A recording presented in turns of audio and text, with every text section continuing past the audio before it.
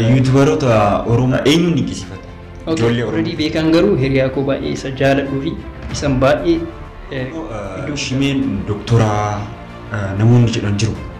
Doktora jechuun viidiyoo hedduu barsiisutti waa'ee fayyaa kanaa kan wal qabatu jechuudha. Fayyaa qaama namaatiin waa'ee rifeensaa waan akkasanii. Ati sadarkaa barumsaa haggam deemteetta? Dhugama immoo doktora.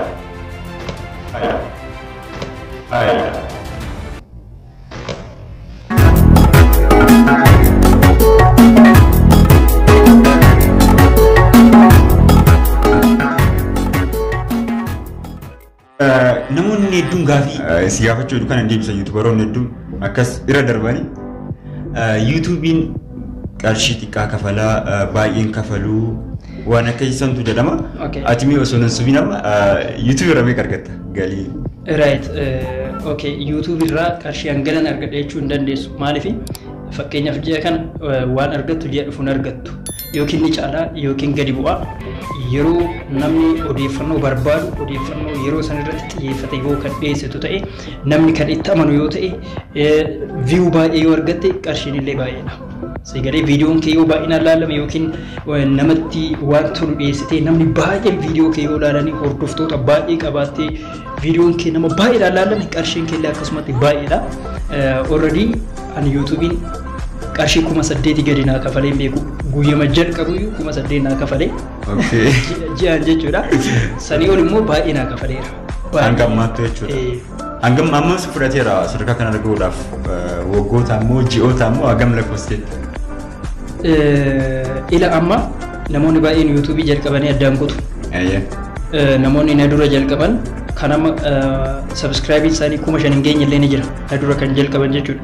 Yeroo miti murteessaa yeroo itti jalqabdee miti hanga turtee miti yeroo hanga sitti fudhatee miti yeroo ati sirrii jirtu namni sirrii jira jedhee gaafa si filate gaafa namni si hordofuu jalqabe atis waan barbaaddu bira ni geessaa jechuudha. Waan sirrii ta'e ni argatta. Ani already YouTube bara 2018 ji'a January keessa Juunii keessan jalqabe natti fakkaata bara 2018 garuu hanga waggaa tokkootitti chaanaalii kiyya jalqabee hanga waggaa tokkootitti subscribing kiyya 500,000 iyyuu hin geenye waggaa tokko guutuu jechuudha. Wanti ani hin hojjetin hin jiru viidiyoo 200 ol delete godhee jira yoo xiqqaate viidiyoo ani already daily hojjedhan argitee jirta. Hojii biraan an qaba busy miti. Waan hojii biraatiin irratti busy hin taaneef jechuudha. Hojii biraa irratti busy waan hin taaneef focusing kiyya YouTube irratti ta'e baay'een jaaladha. Waan jiru mul'isuudhaaf jechuudha sii galee keessattuu waa'ee appilikeeshinoota isa hojjechaa ture isa immoo namni hin fedhu ture sababa saniif karaa dogongoraa qabadhee waan hin tureef jechuudha dafeen guddanne yeroo dheeraa natti fudhateera. Namoonni keenya uummanni keenya jechuudha hawaasni keenya gama teekinooloojii kanaan barumsa waa barachuu irratti xiqqoo gadi bu'aadha. Amma ijoolleen afaan Amaaraatiin hojjetan waa'ee teekinooloojii waa'ee appilikeeshinii kan barsiisan immoo baay'ee fagaatanii jiru hanga ammaatu sadarkaa guddaa ragaanii jiru. Kana kun maaliif ta'uu danda'e maaliin kan uummata keenyatti dhiibbaa kana fide laata? Maal jettee adda akka keeti? Akkana uummanni keenya jechuudha nama isa dura beekamaa ta'e isa dura namni wayii beekamaa yoo ta'e akka isaatti beekamaa ta'uudhaaf hin hojjetu. Nama beekamaa san ofirratti mootii godhee waan inni jedhe jalatti gabroomee isuma duuka yaa'uu malee anis akkuma isaatii jedhee konfiidensii of keessatti hin uumu kireetiin godhuuf keessatti. Icon hin jedhu annan danda'an jedhu sii galee namni keenya jechuudha rakkoon isaan irratti argi jechuudha sii galee fakkeenyaaf namni tokko karaa siyaasaatiin si fuuldura yoo ba'e jechuudha atillee daandii siyaasaa inni siin jedhe san qabattee deemta. Namichi kun guyyaa maraa si boochisa yoo ta'e guyyaa maraa waan gaddaa si taasaa yoo ta'e hojjechuudhaaf amma yeroo miti daldaaluudhaaf amma yeroo miti cidhaaf amma yeroo miti fuudhuun hin danda'amu yoo jedhe ati waan inni jedhe hordofta yoo ta'e yeroo hundumaa dhugaan siin jedha. Anamma duraan jechuudha aktivistoota ijoollee akka pirezidaanti Maammee faana jirumi akka mucaa Jimmaa sanfaa kan Faransaay jiraatu Jaafii akkasfaa ta'uun barbaada tureen duraan jechuudha. Seegalee garuu yeroo hojjedhee ilaalu namni isaan hordofus ni jira namni waan biraa barbaadus ni jira.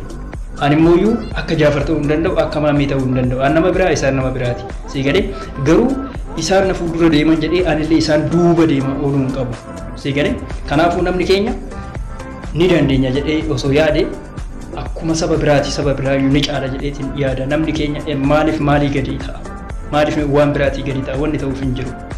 Garuu namni keenya amma teekinooloojii irraa ni qoolleffata. Hin fedhu baay'ee. Sirriidha baay'ee galatoomii ibsa gaariidha. Yuutubaroota Oromoo ammatti amma haga tokko hojjetaa jiranii yuutuubii kanarratti isaan keessaa sadarkaa baay'ee natti toletti fudhatama akka qabu si biratti yuutubara eenyuun dinqisiifata? Ijoollee Oromoo keessaa jechuudha. Ani ijoollee baay'ee ijoollee Oromoo yuutuubii kanarra jiran tokko lama miti kan hin baay'ee jaju kan baay'ee jaaladhu. Hojiin isaanii, dubbiin isaanii, of eeggannoon isaanii, kwaalitiin isaanii kan natti tolu baay'eedha. Garuu Eelsaay mucaa jedhamu jira. Eelsaay Teek jedhama. Mucaa san baay'een jaja. Kan birootis baay'eetu jira. Yeroo ammaa kanatti yuutubaroota baay'eetu jira. Kan amalli isaanii natti tolu, hojiin isaanii natti tolu jechuudha. Garuu Eelsaay sababa hin qaba. Sababni isaa maalidha? Dhaloonni keenya kun karaa wayii deemaa jira.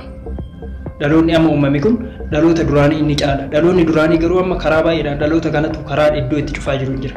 Dhaloonni duraan jiru kun namoonni umriin isaanii waggaa 50 ulfaa ta'e kun amma karaa siyaasatiin fa'aa dhaloota kanaaf dabarsanii dhaloonni kun siyaasaa keessa fa'aa akka seenuun godhan. Siigalee dhaloonni sun amma carraa jireenya dhaloonni kun qabu itti cufaa jira jechuudha. Fakkeenyaaf namoonni kan duraanitu amma aangorra jira, kan duraan aangorra bu'antu amma aangootti deebi'uu barbaada. Siigalee so dhaloonni haaraan bakka bu'uu qaba waan kana. Siigalee amma Eelsaay Teek garam deemaa jira? Eelsaay Teek maalirra jira beektaa? Karaa addunyaan kun itti deemaa jirtu jaalattee osoo hin ta'in dirqamtee itti deemaa karaa jirturra Eelsaay Teek kophaasaa deemaa jira ijoollee Oromoo keessaa jedheetii yaada.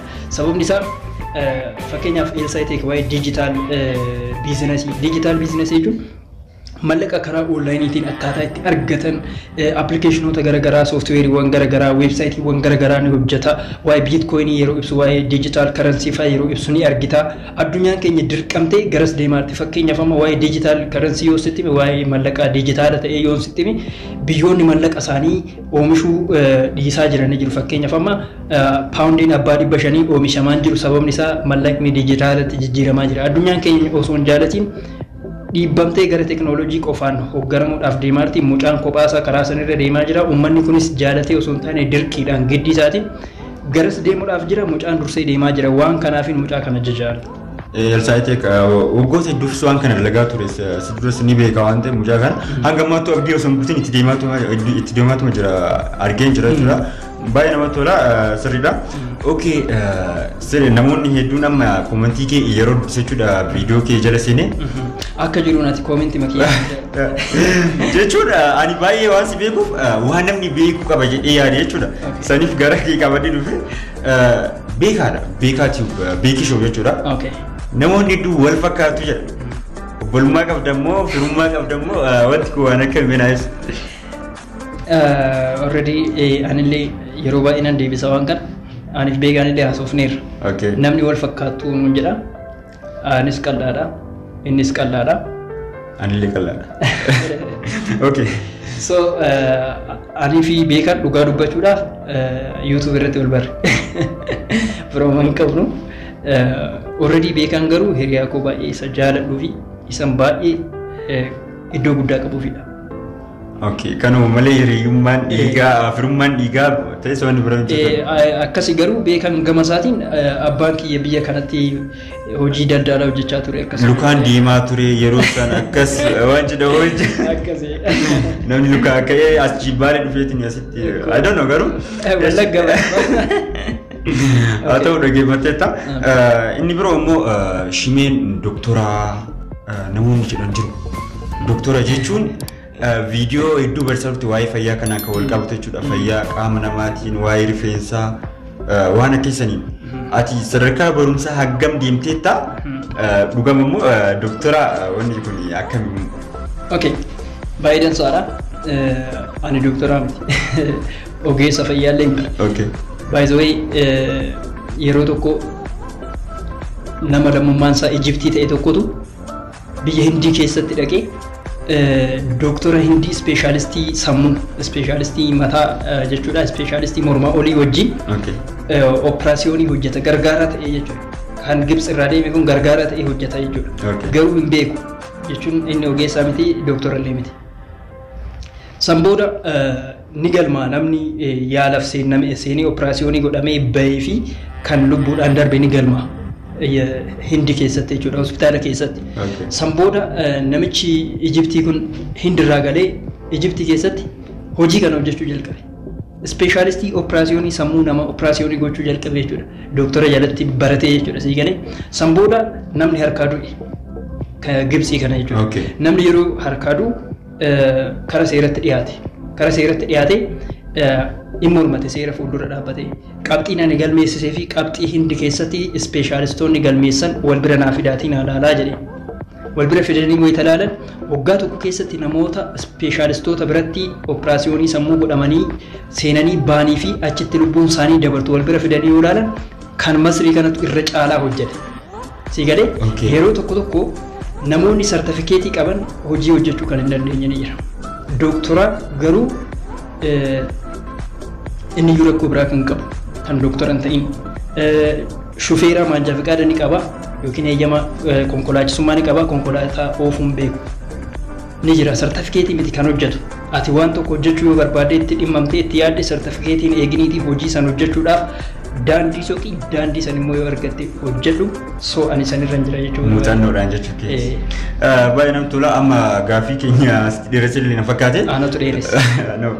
Amma gara xumuraatti oofaan jira gaaffii tokko si gaafadhee xumuraa jechuudha. Namoonni hedduun ni gaafatu. Ammas garuu koomentiif deebi'a. Yeroo baay'ee ni dubbisa beekaa koomentii kee baay'ee waan nuti jechuudha yaadni namoota ammoo poozitiividha yaadni namoonni hedduun si barreessanii. Shimeen jaartii qabaa, shimeen jaalallee qabaa, shimeen ilma qabaa, moo siingii wanni akkas jedhamu ni jira. Ati jaartii ni qabdaa, manaa ni qabdaa? Nice. Kuni gaaffii baay'ee ulfaataa fakkeessaniiti kan kaasan garuu gaaffiin kun baay'ee salphaadha. Armaan duras namoota dhaganiif yoo ta'e malee gaaffii kana deebisuudhaaf yaaleetiin jira. Deebi'ee jira jechuudha. Akkasii miti. Nan deebisa ammallee rakkoo hin qabu. Waan baay'ee rakkisu miti jechuu barbaadeetini malee jalqaba irratti namoota koomentii yeroo naaf barreessan koomentii poozitiivii naaf barreessaniif thank you very much galatoomaa jechuun hin barbaada. Jaartii immoo sadiin fuudhuu barbaadan. Jechuun namni amma inni kolfaa dhugaa fa'aa ittiin fakkaatu an dhuguma jaartii sadiin fuudhuu barbaada. Kana dura viidiyoo ilaaleera viidiyoota akkas hojjettan jechuudha. Atu argite jechuudha. Ilaalee jira garuu jaartii sadii maal si gooti namoota hedduutu gaafata. Lakki ani fedhii akkasiitiin qaba. Namni tokko amma jaartii fuudhuu kan hin barbaadne jiru fedhii isaatiin gasaati. Dhugaadha. Bakkaan sadiin fuudhuu barbaada. Kanaafuu namoonni gaaffii akkanaa gaafatan kunoo an jaartii sadiin fuudhuu barbaada. Kanaafuu warri fedhii qabaattan kottaa jenna. Yoonaa ta'an. Okay, Shimeemaan turtii baay'ee gaarii ture guddaa galatoomii istuudiyoo kee dhufee asitti na kabajee gaaffii deebii na wajjin gochuu keetiif guddaa si galateeffadha dhugaa baay'ee nama kabajamaadha baay'ee galatoomii. Galatoomii atillee baay'ee galatoomii kabajamtoota hordoftoota chaanaalii Shakuu hundi keessan turtii hangammaan waliin taasiftaniif yoo viidiyoon kun isin ifachiisee kana dura kat gootanii yookiin kaansel gootanii keessaa hin bahin turtii hangammaan waliin gootaniif ulfaadha galatoomaa isiniin jechaa Shakuu atillee kabajaadhaan naaf feertee asitti dhuftee daandii kana keessa dabartee lafa fagoorraa dhuftee baadiyyaa godhuu keetiif thank you very much. Guddaa galatoomiyatis baay'ee galatoomaa egaa hordoftoota keenya kabajamuu fi jaallatamu gaaffii deebiin Shimeemaan wajjin goone kanuma fakkaataa yeroo biraa viidiyoo biraatiin hanga walitti deemutti nageenyi keessan qaccee addunyaa geettan hundatti isiniif haa baay'atu ani kan isin waliin ture Shakuu ture viidiyoon kun yoo isin tole laayik gochuu hin raawwatinaa warroonni chaanal keenya baratamu subscribe gochuu hin raawwatinaa baay'ee.